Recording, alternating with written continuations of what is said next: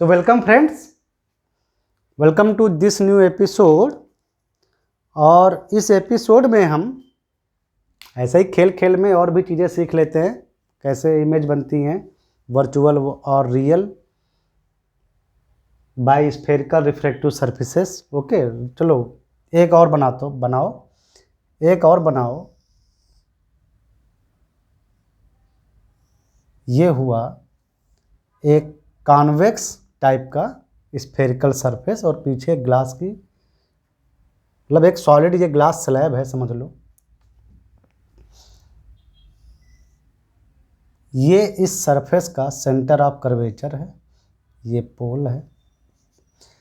अभी हमने object centre of curvature और पोल के बीच में रखा था, वो इधर। अब कि हम मान लो थोड़ा उधर कर दें ऑब्जेक्ट, अब देखते हैं क्या असर पड़ता है। तो यहाँ से जो ये सेंटर रे जाएगी वो तो ऐसे नॉर्मली चली जाएगी सीधे, क्योंकि नॉर्मल फॉल हो रही है। लॉ ऑफ रिफ्रैक्शन से हम जानते हैं कि नॉर्मल जब रे फॉल होती है तो रिफ्रैक्टिव जो इंडेक्स होते हैं उनका कोई असर नहीं होता, वो रे नॉर्मली ही चली जाती है जब तक जो इंटर सरफेस होते हैं वहाँ पर वो नॉर्मल गिरती रहे बस। तो भले ये ग्लास से एयर में ये सेंटर रे आई है ऑब्जेक्ट ओ से, जो सेंटर ऑफ कर्वेचर से होते हुए सीधे पोल से होते हुए जा रही है। भले ही ये सीधे आई है, ये ग्लास एयर में आई है, लेकिन अगर ये नॉर्मली जा रही है तो ये नॉर्मली चली जाएगी, डेविएट नहीं होगी। यहाँ से हम एक दूसरी रे डालते हैं इस सरफेस पर ऐसे। ये यहाँ पर इंसिडेंट हुई। अब यहाँ पर अब ये रे ग्लास से एयर में जाएगी। ये जो रे है अब ये ग्लास से एयर में जाएगी, तो ये रिफ्रैक्टेड होगी। अब रिफ्रैक्टेड होगी तो उसके नॉलेज के लिए हमको यहाँ पर नॉर्मल जानना ज़रूरी है।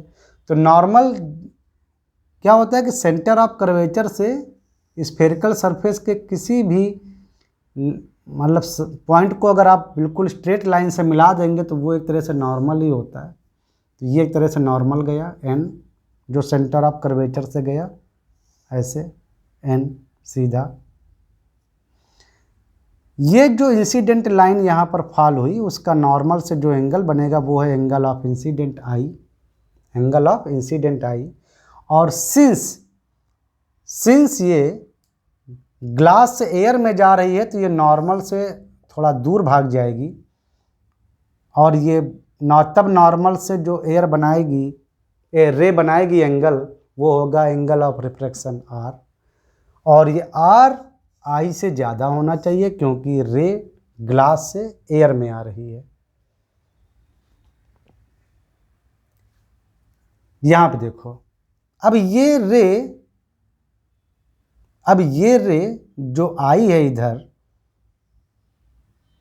इस साइड में, ये आगे चलकर इस सेंटर एक्सिस को यहाँ पर कट करेगी, यानी जो सेंटर रे आ रही थी इसको यहाँ पर कट करेगी। तो यानी ये रियल में ये रे ऐसे आकर एक्सिस को कट किया, यानी सेंटर एक्सिस को कट किया, तो यहाँ पर क्या इमेज बनेगा? रियल इमेज बनेगा। अभी इस वाले केस में हमने देखा कि जब ऑब्जेक्ट सेंटर ऑफ कर्वेचर के था, ऑब्जेक्ट इस ग्लास स्लैब के अंदर, इस स्फेरिकल सरफेस के अंदर ही था, इस स्फेरिकल सरफेस के अंदर यानी इस ग्लास के अंदर, लेकिन ये ऑब्जेक्ट सेंटर ऑफ कर्वेचर और सरफेस के बीच में था। तब हमने देखा था कि इमेज बनी थी वर्चुअल इमेज, क्योंकि ये रिफ्रैक्शन के बाद भाग गई थी रे। लेकिन जैसे ही हमने देखा कि ऑब्जेक्ट को अगर सेंटर ऑफ कर्वेचर के इधर लेकर जाएं, मतलब सी और पी के बीच में ना होकर सी से बाहर लेकर जाएं, है जबकि अभी भी ये ग्लास में ही, ठीक है, तो ये रे एक्सिस पर कट करती है। रियल में ये इधर आकर कट करती तो रियल इमेज बनता है। तो क्या मैंने बोला था कि रियल इमेज और वर्चुअल इमेज डिपेंड करता है कि दोनों तरफ के मतलब स्फेरिकल सरफेस के दोनों तरफ के रिफ्रैक्टिव इंडेक्स क्या है उस पर डिपेंड करता है, और डिपेंड करता है कि ऑब्जेक्ट की पोजीशन क्या है, यानी जियोमेट्रिकल पोजीशन क्या है, वो कहाँ रखा हुआ है। वहाँ देखा कि जस्ट हमने ऑब्जेक्ट को सेंटर ऑफ कर्वेचर के इधर रखा तो वर्चुअल इमेज बना, और ऑब्जेक्ट को हमने सेंटर ऑफ कर्वेचर के इस साइड में कर दिया तो रियल इमेज बन गया। ठीक है, तो आप आसानी से रे डायाग्राम से जान सकते हैं कि रियल इमेज बनेगा कि वर्चुअल इमेज बनेगा स्फेरिकल रिफ्रैक्टिव सरफेस से। चलो एक कॉनकेव बनाते हैं सरफेस। अभी तक तो हम कॉन्वेक्स बना रहे थे, एक कॉनकेव सरफेस बनाओ। ये देखो, ये पूरा एक ग्लास का बना हुआ स्लैब है जिसका फ्रंट जो साइड है वो एक कॉनकेव सरफेस है। फॉर एग्जाम्पल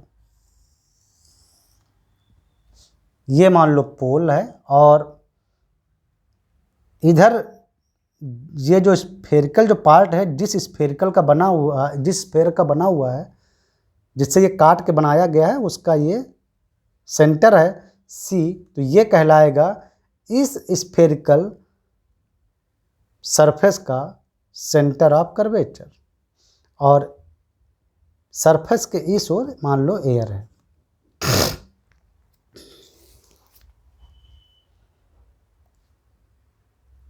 ठीक है, कोई दिक्कत नहीं। चलो ऑब्जेक्ट को जरा इधर रख के देखो, सेंटर ऑफ कर्वेचर के इधर ट्राई करते हैं, ऑब्जेक्ट रखते हैं O। यहाँ इस ऑब्जेक्ट से एक सेंटर रे डालो जो कि सेंटर ऑफ कर्वेचर से होते हुए सीधे चली जाएगी, क्योंकि ये परपेंडिकुलर है या नॉर्मल है इस सरफेस पर। सेंटर से मिलाने वाली कोई भी स्ट्रेट लाइन स्फेरिकल सरफेस पर नॉर्मल ही होती है, तो ये अगर ऐसे जा रही तो ऐसे ही चली जाएगी। यहाँ से एक दूसरी रे डालो ऐसे, यहाँ से एक दूसरी हमने रे डाली ऐसे, ये यहाँ पर फॉल हुई। अब ये रे एयर से ग्लास में जाएगी, देखते हैं क्या होता है। तो जब ये रे एयर में मतलब एयर से ग्लास में जाएगी तो रिफ्रैक्टेड होगी, यानी डेविएट होगी, अपनी दिशा बदलेगी। अब इस पॉइंट पर हमको चाहिए नॉर्मल, थोड़ा डायरेक्शन देखने के लिए, तो क्या करेंगे, इस पॉइंट को C से मिला दो बिल्कुल स्ट्रेटली, तो ये एक नॉर्मल होगा, क्योंकि सेंटर ऑफ कर्वेचर से जा रही है लाइन, तो सरफेस पर नॉर्मल होगा, तो ये हो गया नॉर्मल पूरा। नॉर्मल से जो ये रे एंगल बनाएगी I, वो होगा एंगल ऑफ इंसिडेंट। गिर रही है, इंसिडेंट हो रही तो इंसिडेंट। अब ये रे एयर से ग्लास में गई, यानी रेयर मीडियम से डेंस मीडियम में गई, from low refractive index medium से हाई रिफ्रैक्टिव इंडेक्स मीडियम। तो ये नॉर्मल की ओर डेविएट होगी, नॉर्मल की ओर और झुक जाएगी। यानी अगर ये एंगल I है तो ये नॉर्मल की ओर जब और झुक जाएगी, तो मान लो ये ऐसे गई, यहाँ तक थोड़ा दिखाओ, तो ये एंगल जो बना छोटा सा, ये बना एंगल ऑफ रिफ्रैक्शन, और R should be less than I। क्यों? ये R इससे भी लेस होना चाहिए। क्यों? क्योंकि रे एयर से ग्लास में गई थी, तो वो हायर डेंसर मीडियम में गई थी, तो वो नॉर्मल की ओर झुक जाएगी, तो R I से छोटा होगा। तो जाहिर सी बात है ये जो अभी तो यहाँ पर मान लो हमने इतना ही ले लिया था ग्लास, मान लो ये पूरा ही सरफेस ग्लास का बना होता, थोड़ा आपको और थोड़ा क्लियर कर देता हूँ। ये मान लो सब ग्लास ही ग्लास है उस तरफ, बस इतना स्फेरिकल पार्ट है, तो ये रे ऐसे चली जाती, और ये रे कभी भी इस सेंटर एक्सिस को कट ना करती, यानी ये बस डेविएट होती से चली जाती, यानी दोनों ये जो रिफ्रैक्टेड रे है ये कभी सेंटर एक्सिस पर ना गिरती, यानी सेंटर रे को ना क्रॉस करेगी, तो इसका मतलब है कि रियल इमेज कभी नहीं बनेगा, क्योंकि वो सेंटर एक्सिस पर मिलेगी ही नहीं। भाई वो जा रही थी और डेविएट हो गई, मतलब नॉर्मल की ओर, तो उसका एंगल और ऊपर की ओर चला गया। R is less than I, ये जो एंगल है रिफ्रैक्टिव एंगल, ये इंसिडेंट एंगल से और कम हो गया, तो ये रे उधर भाग गई। यानी रियल में ये रे सेंटर एक्सिस को कट कभी नहीं करेगी, यानी रियल इमेज तो नहीं बनेगा। अब अगर यहाँ से कोई देखे तो उसको लगेगा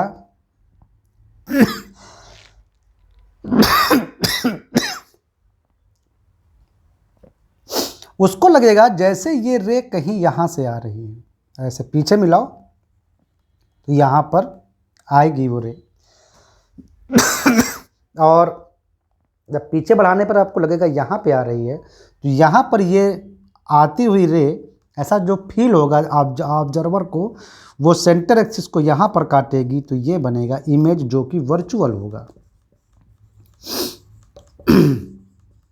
और यहाँ से हम एक चीज़ और फिर से जान गए कि वर्चुअल इमेज बनता है तो वर्चुअल इमेज स्फेरिकल जो ये रिफ्रैक्टिव सरफेस होते हैं, यहाँ वर्चुअल इमेज अगर बनता है तो इमेज और ऑब्जेक्ट सरफेस के एक ही साइड बनेंगे। ये भी बात यहाँ से दोबारा प्रूफ होती है। तो अगर यहाँ पर अगर आप देखना चाहो कि यू वी वगैरह अगर आप जो लेते हैं ऑब्जेक्ट और इमेज की डिस्टेंस सरफेस से, वो यहाँ कैसी आएंगी तो देख लेते हैं, उसका भी देख लेते हैं कैसे लेना है। तो ऑब्जेक्ट इस ओर था, यानी रे इस ओर जा रही है, तो सरफेस के ये जो स्फेरिकल सरफेस है इसके उधर सारी चीज़ें, सारी डिस्टेंस मतलब पॉजिटिव लेंगे और इधर सारी जो डिस्टेंस होंगी वो निगेटिव लेंगे।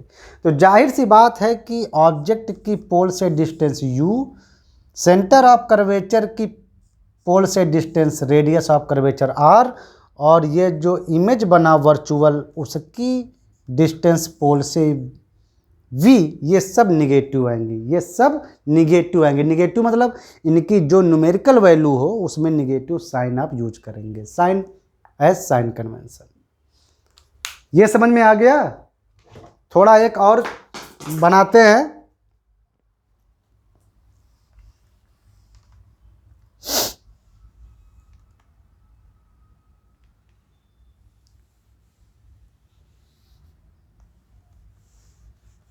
चलो पूरा मिटा ही देते हैं, थोड़ा साफ हो जाएगा ना और आपको समझ में भी आएगा। बहुत आसान है ये रिफ्रैक्टिव सरफेस का एनालिसिस करना, कैसे इमेज बनेगी, ये सब बहुत आसान है। देखो ये कॉन्केव रिफ्रैक्टिव सरफेस है स्फेरिकल, इसका सेंटर ऑफ कर्वेचर ये है, ठीक है। अभी हमने ऑब्जेक्ट इस साइड में रखा था, अभी हम ऑब्जेक्ट इस साइड में रख के एक बार देखते हैं जरा क्या होगा। तो ऑब्जेक्ट से रे चलेगी, वो तो नॉर्मली ऐसे जाएगी जिसको सेंटर रे बोलते हैं, और हमने ऐसे यहाँ पर एक रे डाली, दूसरी रे ऑब्जेक्ट से जाने वाली जो यहाँ पर फॉल हुई। नॉर्मल जानने के लिए इसको सेंटर ऑफ कर्वेचर से मिलाओ,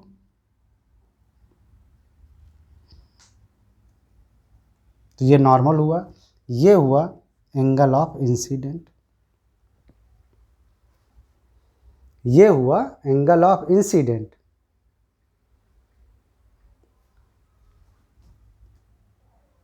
रे क्या करेगी, क्या होगा कि रे जो है वो एयर से अगर ग्लास में जा रही है, यानी इधर एयर है उधर ग्लास है, तो रेयर मीडियम से डेंसर मीडियम की ओर जा रही है, यानी वो नॉर्मल की ओर थोड़ा झुकेगी। कुछ ज़्यादा ही चिपका दिया मैंने, और ये एंगल बनेगा R। फिर रे चली जाएगी उस तरफ, यानी रे और ये सेंटर एक्सिस कभी एक दूसरे को कट नहीं करेंगे, इसका मतलब है फिर से वर्चुअल इमेज बनेगा और उसकी स्थिति जानने के लिए आप उसको पीछे की ओर लाएंगे तो ये यहाँ कहीं आएगा, तो ये फिर से वर्चुअल इमेज बना। रियल इमेज बनने के लिए जो रे, जो कोई भी जो सेकंड रे है ना, वो सेंटर रे को कट करनी चाहिए, नीचे मिलनी चाहिए रियल में। अब फिर वर्चुअल इमेज बना, चलो ठीक है।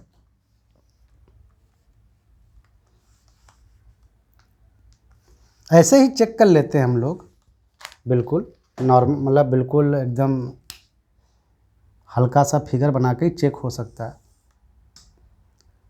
फिर ये आप हम लिखते हैं, ये सेंटर ऑफ कर्वेचर बनाते हैं यहाँ पर सी, और अब की बार ऑब्जेक्ट को हम ग्लास साइड में रखते हैं, मतलब इस साइड में। ओ ऑब्जेक्ट से रे चली, सेंटर रे, वो ऐसे जाएगी, ओके।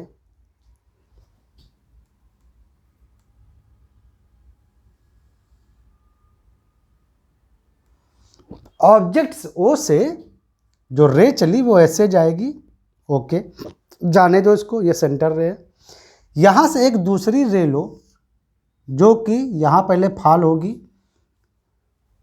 इस पर नॉर्मल की डायरेक्शन देखने के लिए आप यहाँ से मिला दो, तो ये नॉर्मल हो गया सेंटर ऑफ कर्वेचर से। ये जो रे चली, ये नॉर्मल से जो एंगल बनाएगी वो है एंगल ऑफ इंसिडेंट, ओके। और अब की बार रे ग्लास से जा रही है एयर में, ग्लास से जा रही है एयर में, तो वो नॉर्मल से थोड़ा और दूर भाग जाएगी, हो सकता है ऐसे भाग जाए। ग्लास एयर में जाए तो नॉर्मल से और दूर भाग गई, यानी R is greater than I, क्योंकि ग्लास से वो एयर में गई है रे, थोड़ा दूर भाग, और दूर भाग गई। और जो ये रे दूर भागी, ये यानी फिर से इसको कभी नहीं मिलेगी, तो अगर आप इसको पीछे मिलाओ तो ये कहीं यहाँ पर जाकर मिलेगी, जो कि वर्चुअल इमेज फिर से बनेगा, क्योंकि ये रे जो निकली ये सेंटर रे को फिर नहीं काट रही है, यानी वर्चुअल रे फिर से बनेगा, इमेज फिर से बनेगा, वर्चुअल इमेज बन गया। आइए यहाँ पर अगर आप साइन कन्वेंशन लगाना चाहो तो अब की बार ऑब्जेक्ट इस साइड में है सरफेस के, रे ऐसे आ रही है, यानी रे सेंटर रे, यानी रे की डायरेक्शन ये है, तो सरफेस के इस ओर सभी चीज़ें सभी डिस्टेंस पॉजिटिव, और सरफेस के इस ओर डिस्टेंस जो है वो निगेटिव लेंगे आप। तो ऑब्जेक्ट से P की डिस्टेंस यानी पोल की डिस्टेंस जो बोली जाएगी U, और इमेज जो बनेगा ये वर्चुअल, इसकी P से डिस्टेंस V, दोनों की न्यूमेरिकल वैल्यू जो आप लेंगे वो निगेटिव लेंगे, और ये सेंटर ऑफ कर्वेचर से पोल की डिस्टेंस यानी कि R, यानी रेडियस ऑफ कर्वेचर, यहाँ R की जो न्यूमेरिकल वैल्यू आएगी वो पॉजिटिव आएगी। हमेशा ध्यान देते हैं कि रे ऑब्जेक्ट से स्टार्ट होनी चाहिए, और ऑब्जेक्ट से जब रे चले तो उसकी डायरेक्शन, मतलब सेंटर लाइन डायरेक्शन, तो उस डायरेक्शन जो डायरेक्शन है, तो स्फेरिकल जो सरफेस होते हैं उसके उस साइड, जिस ओर से डायरेक्शन है रे की ऑब्जेक्ट से, उस साइड की उस तरफ की सारी डिस्टेंस पॉजिटिव लेते हैं पोल से, और इस तरफ सारी डिस्टेंस निगेटिव लेते हैं पोल से। तो यहाँ पर जो भी न्यूमेरिकल वैल्यू हैं उनमें आप इन साइन का ध्यान रखिएगा जब हम फार्मूले में यूज करेंगे। तो ऐसे हमने पता लगाया कि कैसे रियल इमेज बनती है, कैसे पॉजिटिव इमेज बनती है, वर्चुअल इमेज बनती है। और एक नॉलेज पक्का मिल गया कि रिफ्रैक्टिव जो सरफेसेस हैं, स्फेरिकल रिफ्रैक्टिव सरफेसेस, वहाँ पर अगर वर्चुअल इमेज बने तो वो ऑब्जेक्ट की साइड में ही बनता है, यानी उस स्फेरिकल सरफेस के जिस ओर ऑब्जेक्ट है उसी ओर इमेज बनता है, तो समझ लो वर्चुअल बन रहा है। और ऑब्जेक्ट और स्फेरिकल सरफेस के बीच में अगर इमेज ना बन के, या इमेज इधर भी बन सकता है या उस साइड में इमेज ना बन के स्फेरिकल सरफेस के अगर दूसरी ओर बने, जैसे यहाँ पे देखो ऑब्जेक्ट स्फेरिकल सरफेस के इस ओर था और इमेज बना इस ओर, तो समझो रियल इमेज बनेगा, क्योंकि पक्का रे आगे जो गई है वो कट करके गई है सेंटर एक्सिस को। तो आई थिंक आपको काफ़ी आइडिया हो गया है और साइन कन्वेंशन का भी आइडिया हो गया है, और रे डायग्राम भी आप बना सकते हो स्फेरिकल रिफ्रैक्टिव सरफेसेस के। ये दोनों मीडियम ट्रांसपेरेंट हैं लाइट के लिए, वो लाइट एक मीडियम से दूसरे मीडियम में जाती है तो रिफ्रैक्टेड होती है, यानी अपने पाथ से डेविएट होती है। तो अब हम स्फेरिकल रिफ्रैक्टिव सरफेस हैं तो उसके लिए फार्मूला डेराइव करेंगे, फार्मूले के बारे में जानेंगे।